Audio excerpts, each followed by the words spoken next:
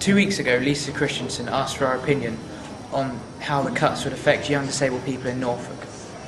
Here are some of the Norfolk Coalition of Disabled People's Youth Forum's opinions on what the cuts would mean to them. Making cuts, well, any cuts really, but specifically cuts which are going to disadvantage people that are in a pretty sort of disadvantaged situation in the first place.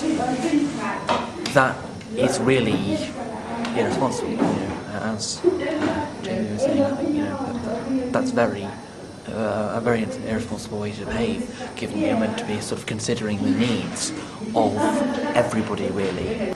Listen, I know we're in the grip of a recession at the moment, but try and think of other ways to avoid cutting our services, because it's very important that we have our services kept on for us. I mean, people have worked so hard to try and get things like this for people with all sorts of disabilities over the last few years, and to have it taken away from us, we've only just got used to having nearly equal rights to everybody else.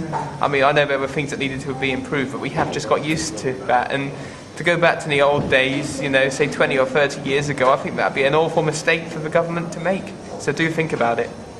How do you think that you'd be affected if these were cut? But greatly, because we wouldn't be able to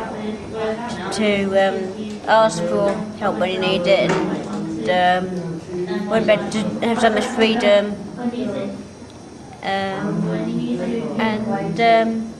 probably just be completely stuck, really.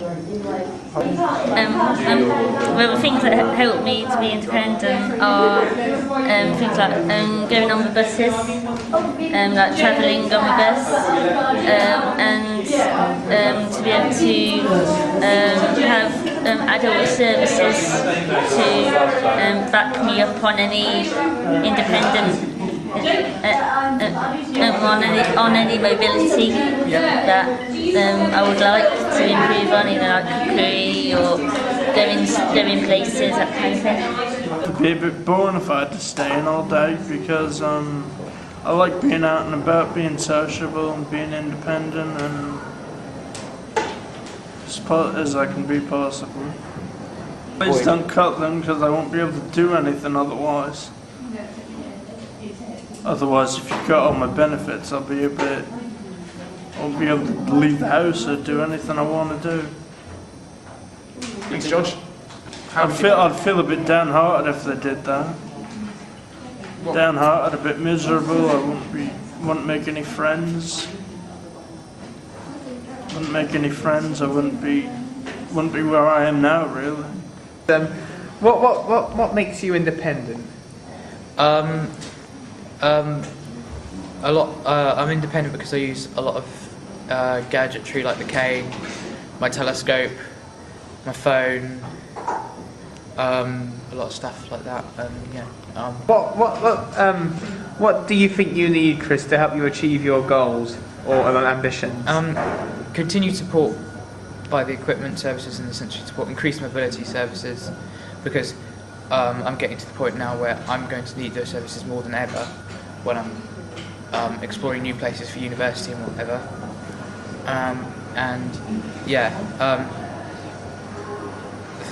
A lot of the funding that goes into things like sensory support, the Norfolk County Council, even services for the visually impaired and hearing impaired people, I find I use them a lot. Well, I use the visually impaired because I'm not hearing impaired, but I use those services a lot because they're extremely useful and they're very efficient.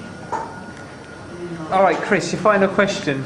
Hang on a second, people. Your final question, Chris, is what message would you give to the councillors or government ministers who are planning to enforce these cuts? I'd say it's unfair on disabled people.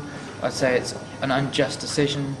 I'd say it's not fair at all, because why is it that only small things are being cut for non-disabled, able-bodied people, and yet for the disabled it's so dramatic and it will affect their mobility so badly that many people will have to be forced to stay in at home? It's unfair because in some cases it's discriminatory, because we're having, in effect, our independence taken away from us. and that's so unfair because a lot of the proposals the government and council are making simply blatantly discriminate. I mean, for instance, taking the sensory support away, that means that people like me and Ed won't be able to have canes. That's basically like making people wear eye shades in the street because we're so easily going to be knocked down, or we can not be spotted in a crowd when we're struggling. So yeah, it's awful because we, in effect, are being quashed. We are being archetyped as being the underclass, as being able to cope because that's all we know how to do.